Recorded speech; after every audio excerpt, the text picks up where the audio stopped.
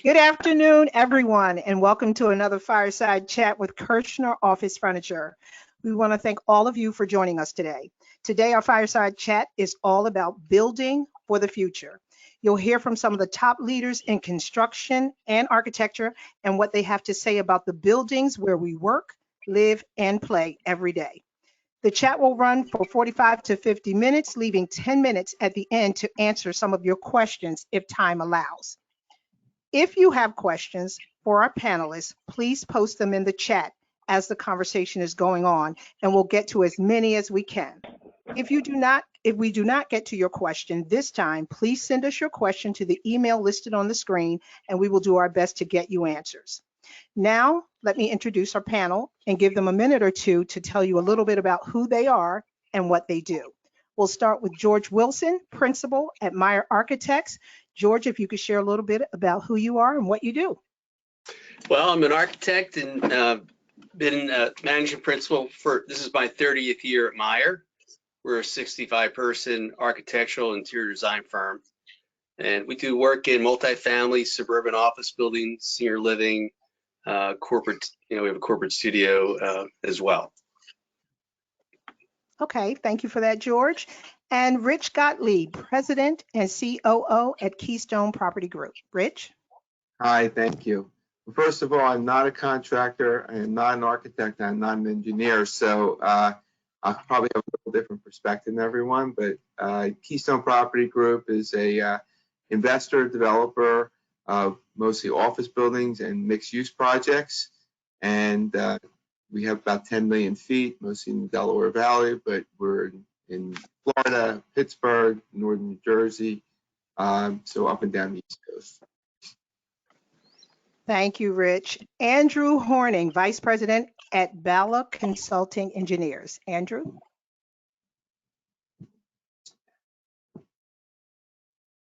Looks like you're on mute. Andrew, he might be a little frozen. Okay, so, are you there, Andrew? Okay, so we'll go on to Dermot Kelly, who is the Vice President at Structure Tone. Hey, good afternoon. My name is Dermot Kelly. I'm the Regional Vice President from Structure Tone. We are an international office with about 25 to 30 offices all throughout the United States, Canada, and Europe. I've been with the firm for about 30 years, and I run our regional Philadelphia, South Jersey, and suburban office, mainly specializing in interior renovations. Thank you so much, Dermot. Now, Andrew, do we have audio on Andrew, or is he? No. Okay, so he'll be back. So now let me introduce. There he is. There he is. Andy, there you are. Sorry, having a little bandwidth problem, having my whole family working at home at one time. There you go. So I'm Andy Horning from Bala Consulting. We're a 200-person engineering firm with offices here in Philly, as well as New York, Boston, Baltimore, and DC. I normally head up our corporate market sector. I've also been heading up our COVID-19 recovery task force, where we've had a team of about 30 people working on content and topics that we've been publishing on our website. And your website looks great, and the COVID-19 information is awesome on the website, which is great. Thanks, Brewer. Thank you, Andrew. Now let me introduce you to our host and moderator for the afternoon, Brewer Kirshner, CEO at Kirshner Office Furniture. He'll take it from here. So we're just a tiny little company with only 2 offices, all these big guys with all these offices. Kirshner Office Furniture, as everyone knows, is a 10,000 square feet showroom in King of Prussia, Pennsylvania. We have a great Kimball and Global showroom there. We have 35 people at Kirshner, 25 people at Kirshner Office Furniture. We are just opening a brand new Kimball showroom in Center City, Philadelphia at the Boris Building. It's 4,100 square feet.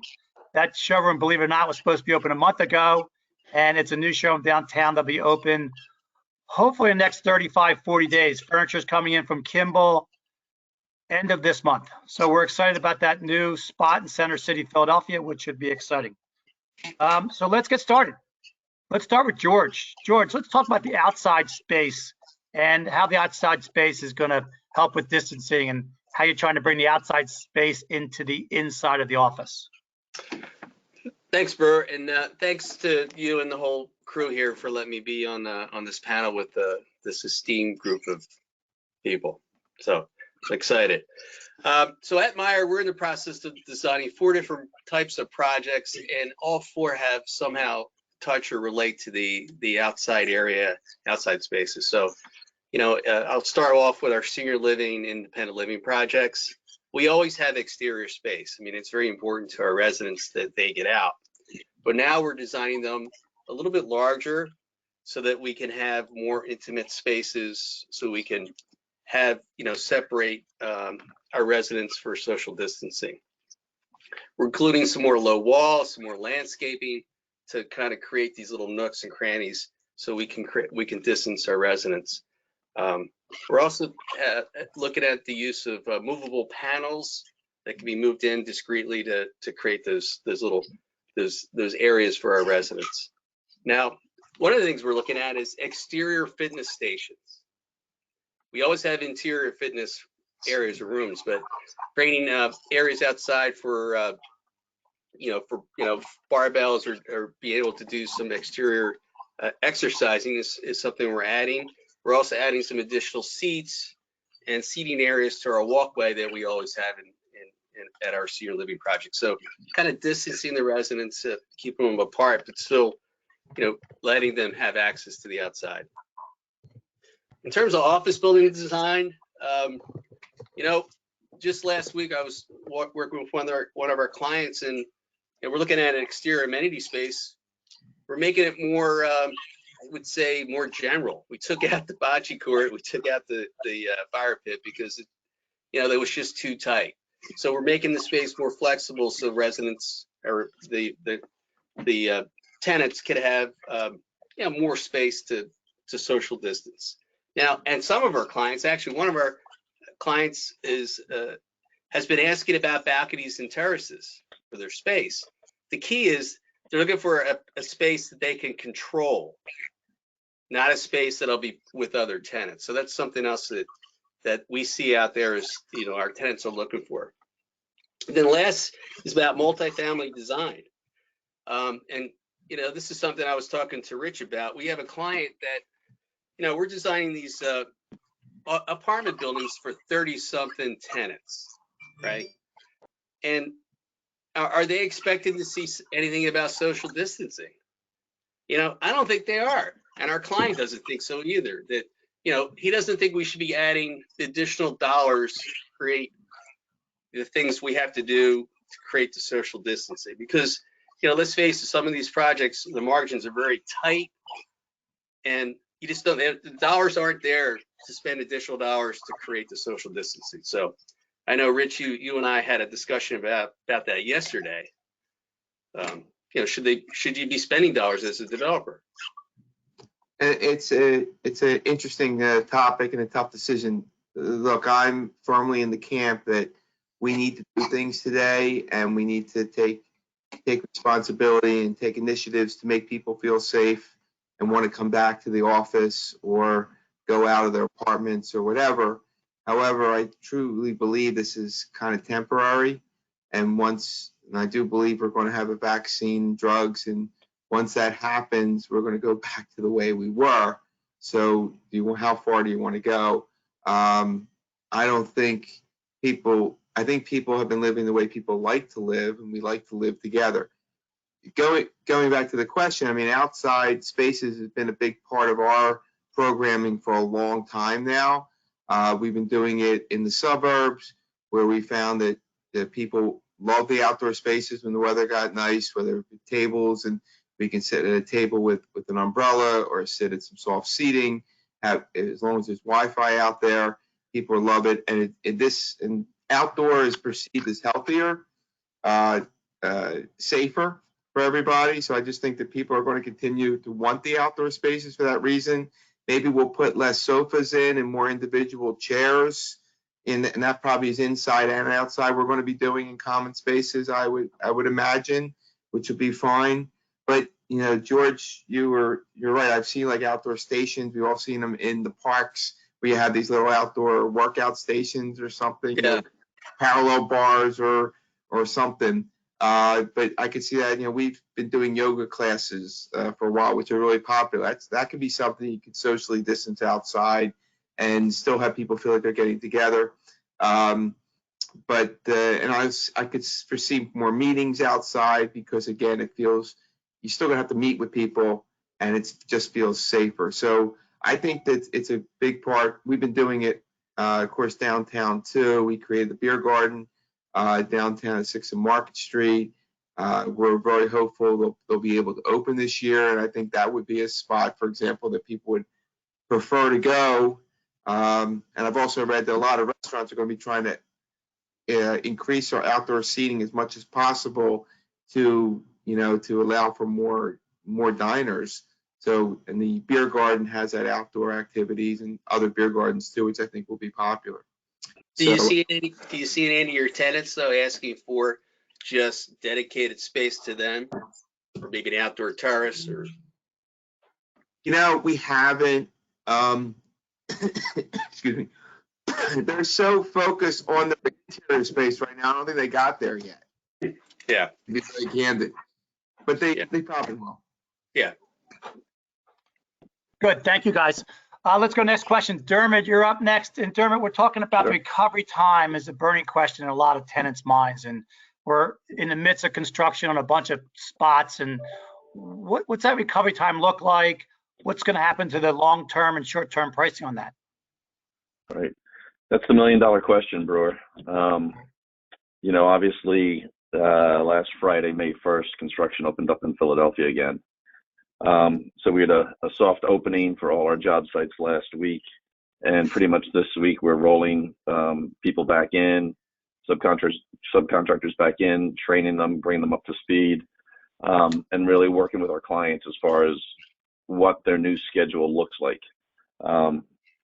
Obviously, clients are smart, and they know that, if they walked away from a job when this pandemic started and there was 2 months to go, they know that there's not 2 months left to go and to finish this project up. I use the analogy of there's a parked locomotive on the job site right now, and we got to really pull and get this thing going, and it's going to take some time and get it rolling. But it's gonna take some time, and we're gonna have to work with the clients as far as to see how. I don't want to say how much money do they want to spend, but how much is it worth them to get pickup time and get it back to a normal time. The other question we are getting from a lot of people is, what does pricing look like now? And once again, it's a difficult question to ask. Unfortunately, a lot of RFPs have dried up over the last 2-3 weeks. We've gotten a couple of proposals in, mostly CM proposals. But as far as any lump sum bids to try to get aggressive schedules in, it's not going to happen. I think everybody's got to be really working together with the project management firms, the architects, the clients, and really try to educate them that, a normal 12-week project before is unfortunately a 16 or 18-week project now, just based on where we're at and the social distancing aspect that we've got to maintain on all our projects. One of our concerns, obviously, is, think of the end of a project. You've got furniture guys coming in, movers coming in, painters, electricians, everyone there, and, IT, security guys coming in, that a lot of times is dealt by the client direct. So now we got to try to manage that as well with all our people that are still on it and try to maintain social distancing. So, what we think could be a 4 or 5 day move-in weekend may end up going to a 6-day move-in weekend. So, it's a matter of working with your clients, having the rapport with them, having the trust with them, and know that we're all in this together, and we're gonna have to figure it out together. No one has got the answer right now as far as where numbers are going to be in 6 months. Is it back to normal? Where's materials? Where's material suppliers? Have people open the plants again? So there's a lot of challenges still unanswered, but obviously considering that, like I said, we're only up less than a week right now. We're very concerned about just getting manpower back to the job sites. And now that we got the manpower back and the subs back, we're going to have to start having the conversations with the clients and the subcontractors and start looking at revised schedules and see where we lay. So it's a challenge. Good. we've been fortunate where we're building a large building in Conshohocken for Morris Bergen. We were able to get a waiver for the construction. So we were down for about a week and then started back up. And initially, it was difficult getting labor on the site. And as time has moved on, we're pretty much at full labor right now. So, and yet, while we have social distancing and maybe make things inefficient, there's certain things going on that are more efficient, such as some of the work we were doing. There's no traffic on the streets right now, so deliveries are right on time, and we were doing some road work that wasn't causing any problems and things like that. So I think no one's figured it out, Dermot, right? But the labor and the jobs that just started up, I was calling around this morning in anticipation of this webinar, and the labor is pretty good, but we're worried about supply. All of us are worried about supply chain, and we're worried about the end of jobs, like you said, when people are really tight together. And they still, right now in Philly, you can only, what time, Dermot, can you work till? You can't work second shift. 7 a.m. to 5 o'clock. That's it right now. So hopefully they'll work unbelievable. that out. And the other thing, I'll touch on one of the later questions, but the one challenge that you have is, you lay out all these, every protocol, policies, procedures that you have in place, and then you get to the building managers to let them know that this is our plans, and then you realize it's a very busy building and there's 6 or 7 other projects going on in the building, and how do you get all their men up and our men up safely? So there's a lot of challenges getting projects back up and running. And how do you get them on the elevator too? Right. Well, a lot of building managers have been great, considering the majority of the buildings are empty. They're letting us use the regular passenger elevators, Right. which is great. And all those loud activities you have, we're telling you, just go, do them. No one's in the building. Yeah, right. So there is some advantages. You got to find some bright spots. Yeah. There used to be a 3% unemployment. Now it's 22 or whatever it is, 25% unemployment. We were always looking for the plumber, electrician, the carpenter. Do you see that hurting? I know it's hurting before this. You think it's a little looser with the number of people unemployed? Well, I think obviously bringing people back is getting the construction industry back takes a fair amount of people off the unemployment. So I think that was obviously a very key move. But we also were having some challenges when you start hearing the rumors that some people are I won't say making as much as they were when they were on unemployment, and now you got to basically say go to work and risk infection and all this other stuff, and they're going to say something, maybe I'll just stay at home and ride this out for another 3-4 weeks and let's see where it is. So we've got a lot of challenges. Another concern, by the way, is if someone gets sick on site, you're probably going to shut your site down for a couple days. So yeah, that's absolutely one of the big concerns right Clean now. the place, sanitize it. Yeah. Andy, let's go to you. What changes do you see in lighting and HVAC? And I hear about this blue light and disinfecting things. What do you see out there? We've been certainly, as I talked about before about our task force, we've been looking at a lot of different subjects and a lot of different topics. I think the one main topic we've certainly all heard a lot about is about air quality and how to capture the virus, the size of the virus, what's effective, what's not effective. And there are certainly a lot of opinions out there. And one of the things our team has tried to deal with is the stance from ASHRAE, OSHA, the research changes every day, and that may change what we're doing. But like I said, the big things that we have been looking at is flushing of spaces, increasing outside air to spaces, filtration and what the options are there, what that'll do to your building filtration wise, what it's going to do for your static pressure drop, issues like that. Some of the new technologies like bipolar ionization that's out there, looking into, as Brewer just described, as the blue light, the UVC lights that are applicable in a number of different ways, whether that's in the airstream. It's been used in the healthcare industry for years as a sanitization in rooms, and how that maybe gets translated to the workplace to make the workplace cleaner. There's a number of moving parts and pieces like that. I got to tell you, Yeah, I guess the well building, George. it's all about those things you're talking about, Andy. It covers 10 different areas. quality of air, water, light, materials, thermal comfort. It's just kind of a natural. We're being asked to do well building audits right now for buildings. How do you take those things that you've mentioned and actually do an audit and come back to a client or a building owner and say, this is what we found, working with engineers like yourself. This is what we found, and here are ways that you can move forward in an organized way and actually get it certified at the end. So we're excited about that. And we have a guy, Phil Burkett, from one of our principals who's on the national task force with the IWBI, International Well Building Institute, which is kind of cool. So, and George, just to echo that, we've been hearing that across a number of our market sectors. That is the one thing that's coming out of this, is it's really making people take a really hard look at well, because they think there's a standard. We can get that standard. It certainly helps towards the virus, and it's going to be kind of the focused look for most projects, as opposed to LEED, which was really more on energy and base. right. That base, this is more towards wellness. It's all about the person, Right. the well building standard.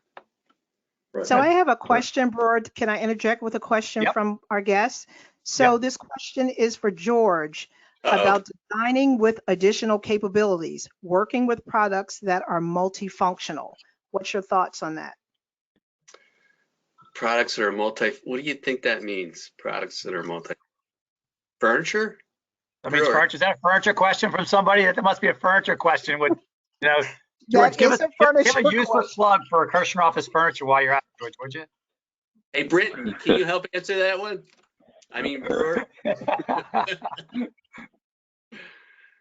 Well, no, I mean, it's just what we're seeing in senior living is having smaller dining venues and all around the space. We're getting away from the large dining rooms and smaller areas, different kinds of furniture, grab and go. So, and that, of course, you can only do that if you have the good furniture systems to help create those spaces.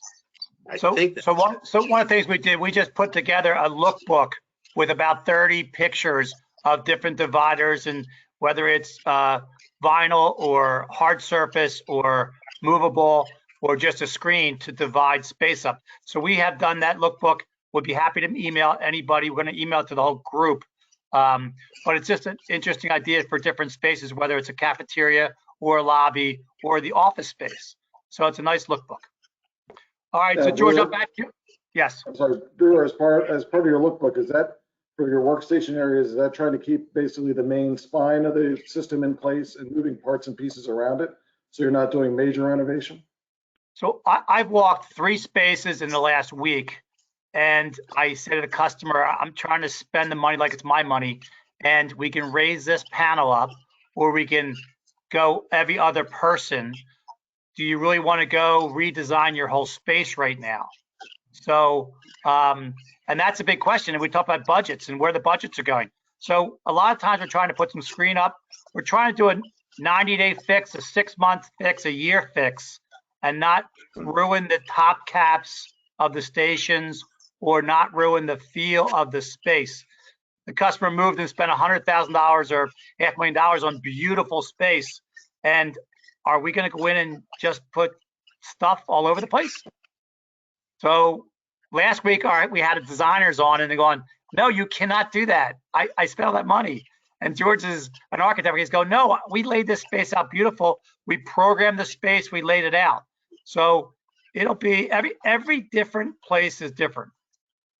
Are you putting so that's one of the other. on the ground? So I just talked to Amy McGee about her carpet, her circle 6-foot carpet, and that's in our lookbook. And people are trying to, I think people are going to be very, very aware of the space when they come in and visit you. They're going to walk in your office and they're going to stand back and have a conversation. They're not coming in your face anymore. So that's Right. that's But Brewer, the other thing too is, like I said, we opened up last Friday, and obviously we did not come back, guns blaring for our entire office. I think there's obviously going to be a very slow mobilization for people's offices. We designed A, B groups that are coming in Monday, Wednesday, Friday the first week, and then B is coming in Tuesday, Thursday, and you flip it the following week to allow people to maintain social distancing and obviously continue to work from home.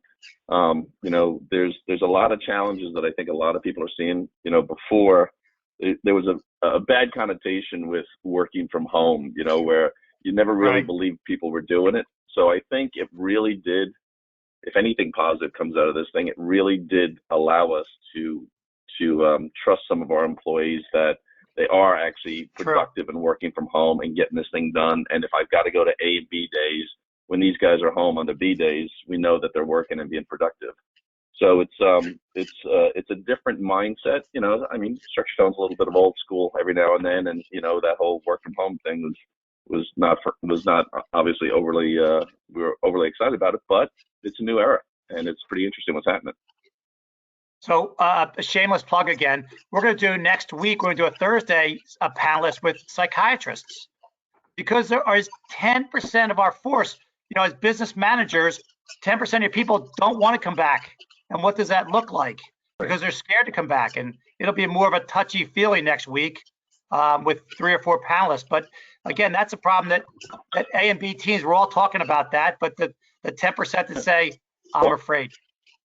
And Brewer, there's other people that can't come back now. They've got young kids that are homeschooling, kids that were people that were going to go to summer camps and allow all the summer camps while they came to work. All that stuff's gone right now.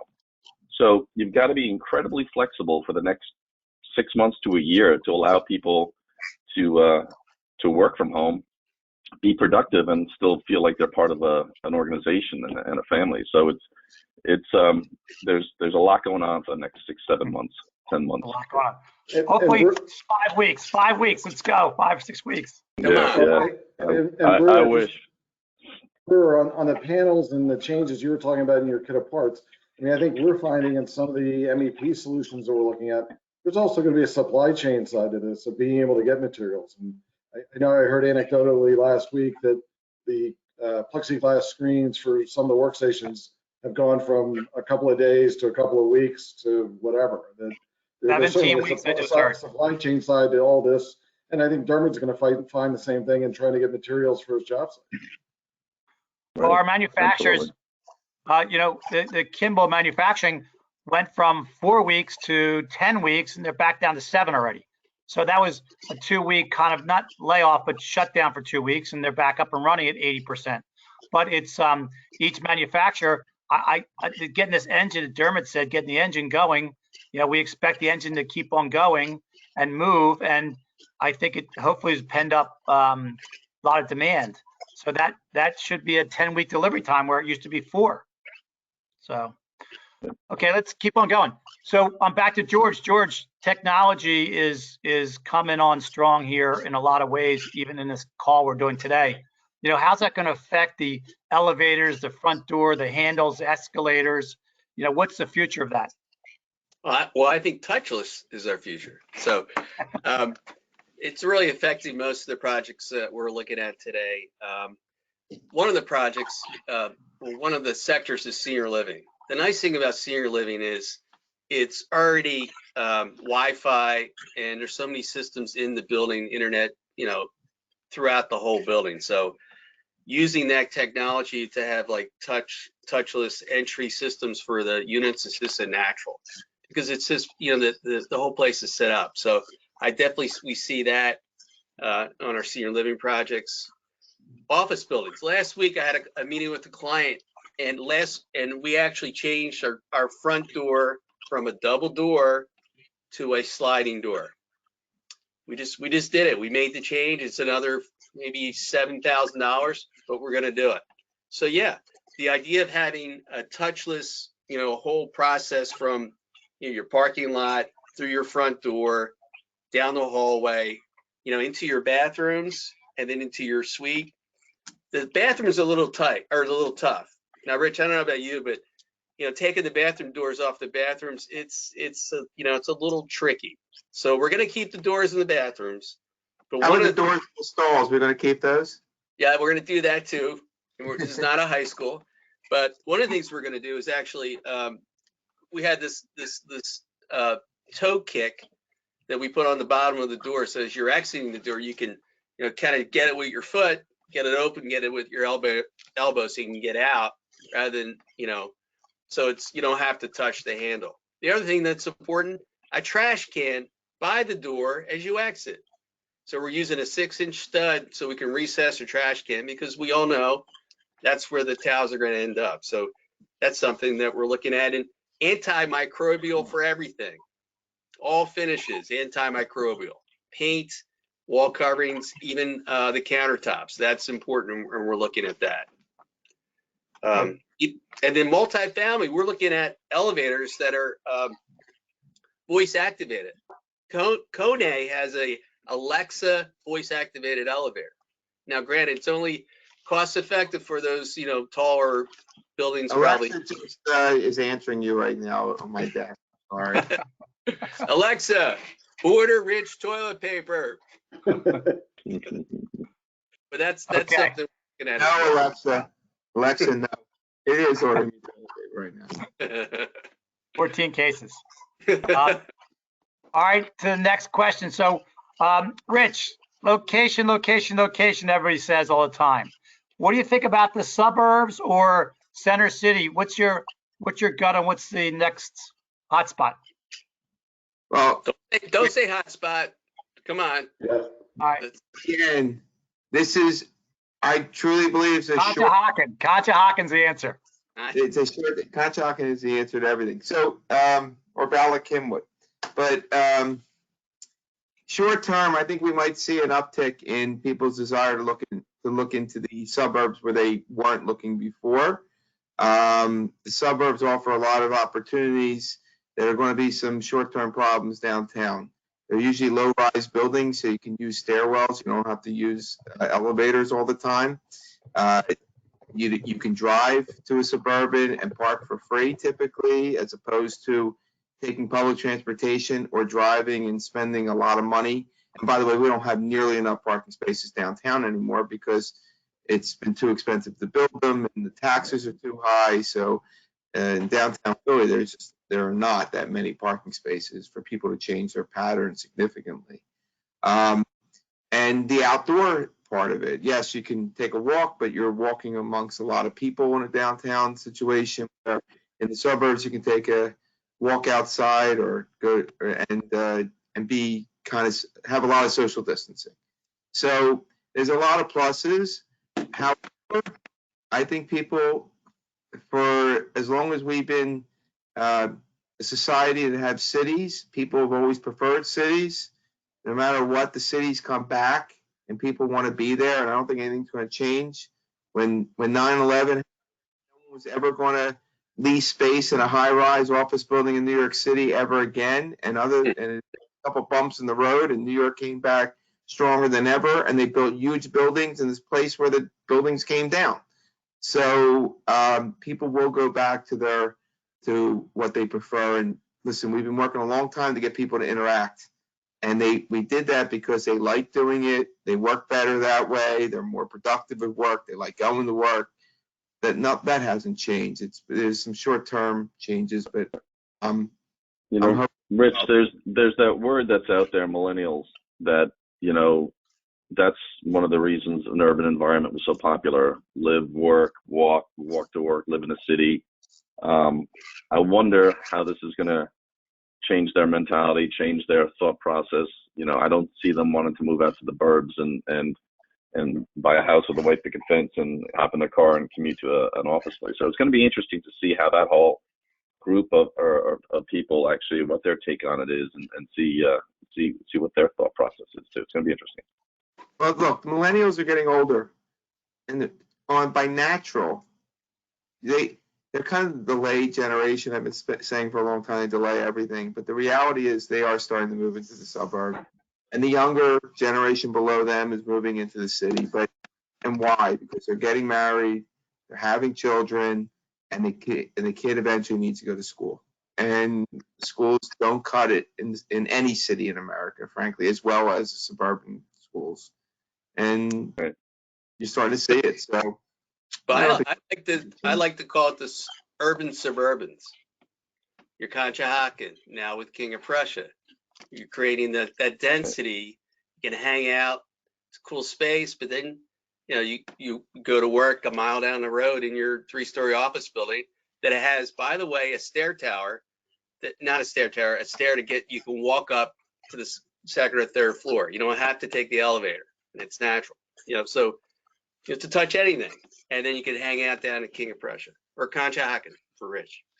But remember, leases are long-term. Leases are not, we don't have a lot of 1 and 2 year leases. So people are kind of stuck where they are.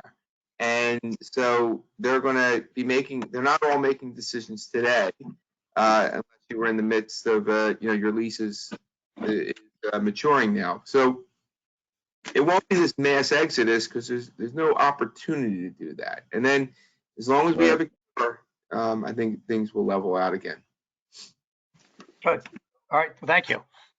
Andy, I'll go to you next. Andy, the mandates, the government's doing some mandates out there. They're making local governments and national governments are making their different mandates. What changes to construction? How do you see that affecting your business? Brewer, I think there's 2 different sides of that. I'm going to kind of defer one of them back to Dermot. But I think we're going to see down the road, George and I on the design side, we're going to see some code mandated changes that will take place. They'll take a little while to go in. As George talked earlier about well building, we know that the improved air quality standards will probably get kicked back in. COVID or not, you're still going to end up with a healthier building that way, and I think it's going to push that way. So we will certainly see code go that way. On the more day-to-day side, this is where I'm going to defer to Dermot, though. Some of the local government mandates, such as the working hours right now in Philadelphia, I think, Dermot, those are coming as a bit of a surprise, but they're certainly affecting your work. Right. Hey, listen, like I said, we've been only back for a week right now, and they're saying they're limiting our work hours. I'm sure that'll be lifted shortly. The second shift whole aspect of it is a great opportunity to make up time, but you also have to weigh the pros and the cons with the client and say, hey, listen, Mr. Client, if we're going to bring a whole other crew in second shift, we need additional supervision. We need all the overtime is required as well too, and obviously you got to do the whole exercise to basically see if it's worth it, and will they actually be willing to entertain how much is it worth to bring the job back on schedule.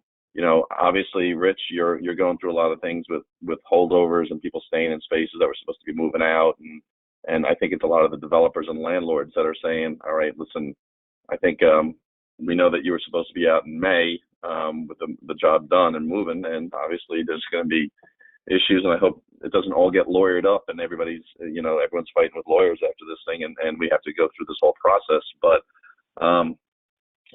second shift was allowed for some projects that had the ability, for example, some pharmaceutical or some healthcare projects.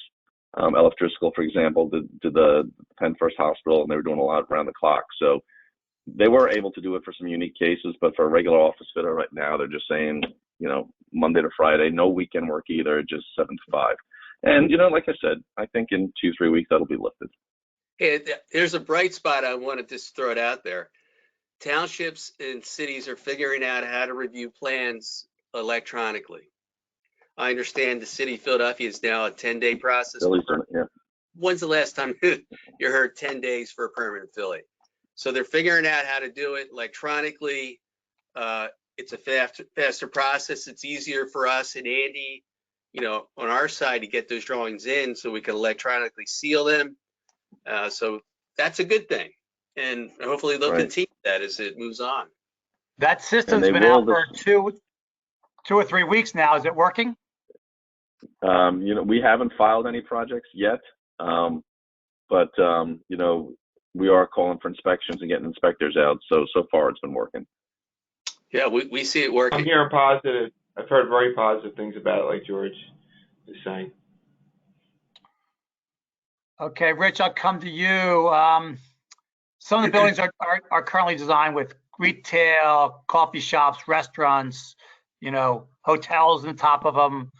How's that going to affect the socialization? What do you see? Is that the norm still? You think it'll keep on building that way? And I like your answers because you're saying, yeah, we'll be back 60 days. We'll be back fine. Well, unfortunately, I don't know if it'll be 60, and I wish. Look, the names are going to change on the retail. Most of the retail in these, especially in office buildings or a lot of downtown buildings, they're for convenience. Look, I'm sad that a lot of good people who own businesses are not going to survive. A lot of these restaurants will not survive, but it'll be new people, new names, new concepts, and because people just like it, and they're going to continue to like it. In fact, once we can go back, I think they're going to crave it even more in the beginning and want it. So, again, short term, we're going to be doing things. Touchless is probably going to be here to stay. Things are going to change in cleaning. I mean, would you go? You don't even think about it or didn't, but you go to a hotel room. How do I know what they did to the remote control before I got there? But I'm going to tell you right now, they're going to be sanitizing that thing now going forward. So they're going to be doing things for us. And I know I want to travel again. I don't like being home and not traveling. So, but the hotel industry is severely hurt right now. It's probably the worst. That and retail, I would think hotels are a worse place to be than retail right now as far as an owner. So.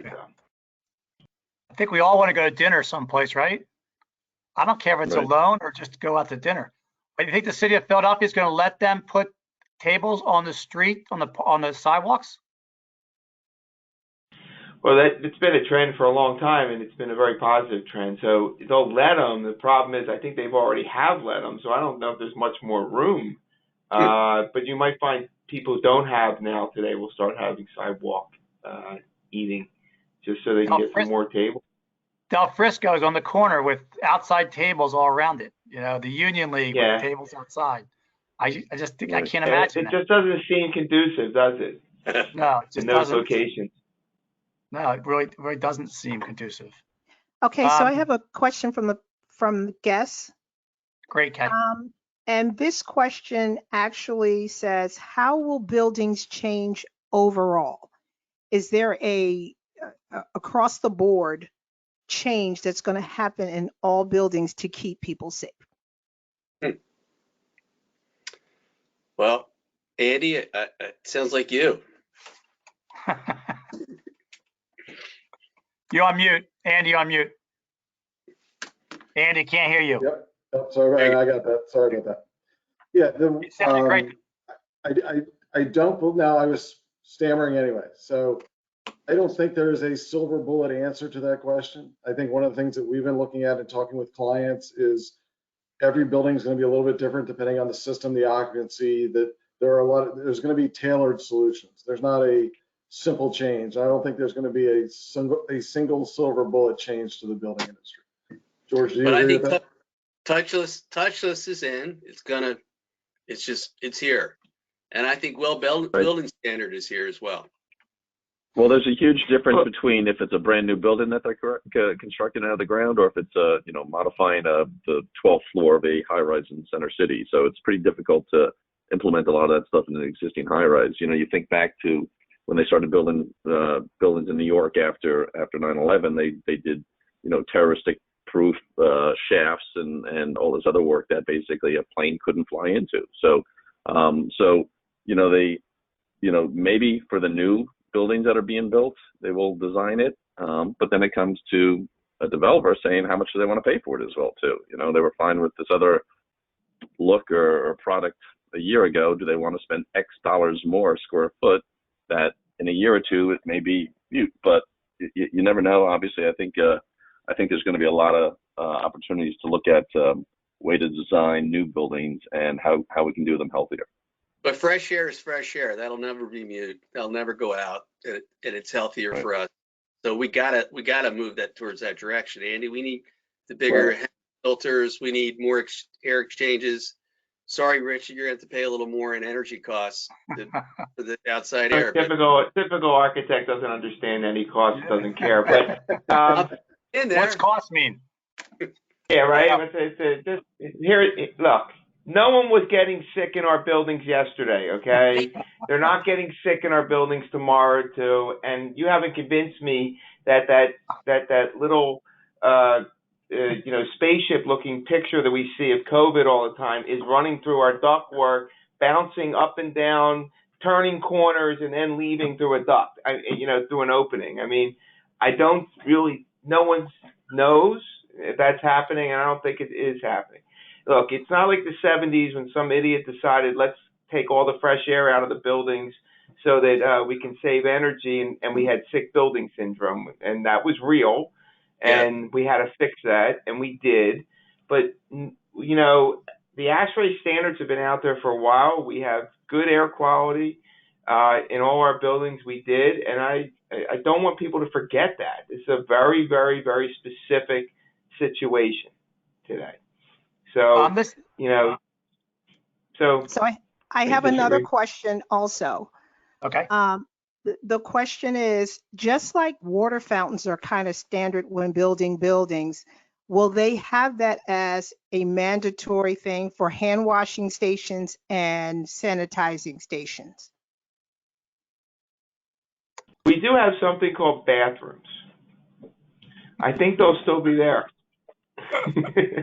We just have to wash our hands. I didn't think we had to wash our hands. Now we do. So I have a question. So I want everybody's opinion. 60 days ago, Philadelphia was on fire. We were building and moving and shaking and business and banking and law firms and construction. And that was 60 days ago. Whether it's in 60 days or 6 months from now, a year, what do you see holding us back from being that way in a year and a half from now? I don't want to put time on it. So we're probably, I heard we were probably the busiest city in the country because we had so much going on. Now that's because we're prejudiced. We're Eagles fans and everything. But what's going to hold us back from, let's just say 6 months from now, that happening again? Dermot, you're right. I think people I just think people need to get out. People have sat at home for the last 2 months, watching way too much TV, watching the news, and everyone's afraid that there's this big bad boogeyman out there, and people are petrified to go out. I think once they realize that a lot of protocols and policies and procedures are being put in place to allow people to return to work safely, and AB days, sanitizing spaces, all this stuff. I think once people start coming back and get the ball rolling again, I think they'll feel more comfortable. I'll tell you one thing, Brewer. The one thing that I saw on this whole last couple of months was a lot of collaboration. I was on a ton of webinars or conference calls, go-to Zooms, whatever the hell they were, with my competition, where we're talking to 2 or 3 project managers, 2 or 3 architects, 2 or 3 contractors, and no one's saying I'm holding all my information, how I'm setting a policy for bringing people back to work. It was open kimono. If I can help out one of my competition, we want all our trades to be safe. The GBCA did a phenomenal job rolling out some plans and guidelines. Everybody's been working on them and trying to get people back to safely, and to share them with other people in our competition, it was a no-brainer. And I think it was a really goodwill gesture that I saw over the last couple of months. And obviously, we want people to be safe and come out of this thing all right. Good. What else holding us back? I think you're going to find, Brewer, that there's going to be less construction. Most companies have lost a lot of money or not gained a lot of revenue in the last couple of months. It's going to take a long time or some amount of time to get back to profitability and kind of put the reserves back in the bank. So I think in an office space, you're going to find a lot less tenants who are going to be looking to move today rather than they would have moved. They were guaranteed they were going to move when their lease comes up in next year. They're probably going to try to do a short-term renewal or kick the can somehow down the road, but not because moving's expensive. No matter how you do it, no matter how much the developers like us throw in, tenants today are putting their own money in, buying furniture, things like that. It's an expensive proposition, hopefully for the good. But I think you're going to find that that's going to slow down activity within the city. And the construction trades, when they're busy, things are happening. If Dermot's busy, you're busy selling furniture. Andy's busy designing office, spaces, and George and everything else. So it's a lot in the world we live in. As long as people are leasing space and moving around, there's a lot of activity. So, and I don't see any spec office development or anything like that going on in any time soon. Now, Rich, how long do you see that lull being on lease extensions? Do people extend a year or 2 years? Do they extend 5 years to be able to get, as Dermot talked about, getting the money back in the bank? Yeah. It's going to be a tug of war between the owner of the building and the tenant. I think most tenants are going to, they're going to try to be on the shorter time. The developers are going to be pushing for as long a term as possible, because that's how our financing works best on our buildings, and we're going to have to somehow meet in the middle. And for developers, it's a good thing in the sense that a short-term renewal, we don't have to spend any money, but that's a bad thing for all of us because no one's spending any money. So it's good. I don't have a straight answer for you, but my guess is they're going to be pushing for 1 to 2 years, and we're going to be pushing for 5+ years and see where we can end up. Well, do you have any rent forgiveness in that, Rich? Like, we'll extend you a year. Well, I don't know. I mean, have you seen that yet? Surprisingly for us, the tenants who are asking for some type of rent abatement or deferral right now are pushing back for when you suggest additional term, which is actually pretty surprising to me, because that's a way to get free rent now for rent in the future, and you're going to be paying rent somewhere in the future. So it's really, I thought that would be the win-win, and they are pushing hard not to extend leases right now. I have one question for Dermot. Yes. And that question and only is, Wow. and that question is, we've talked a lot about buildings, but what about schools? Will the buildings be for education? Will they be built differently moving forward? George? Well, a lot. Go ahead, George. But I'm telling you, a lot of the schools, as everyone knows, is hurting. All summer camps are all canceled. All summer programs are canceled. I've known a couple of projects that we put for some help from some higher ed projects have all been put on hold and stopped right now. I don't know if they're looking to do anything as a redesign on it, but I think they're looking to conserve money right now. George, your thoughts? Well, we're still moving ahead with a project at Villanova for a hardware upgrade on the doors, and going to the touchless and going to the mag locks and things. So that's moving ahead. But that was kind of in the works before. I don't know what we're going to do with schools. I mean, I don't know. Well, I think it's a different. Go ahead, Andy.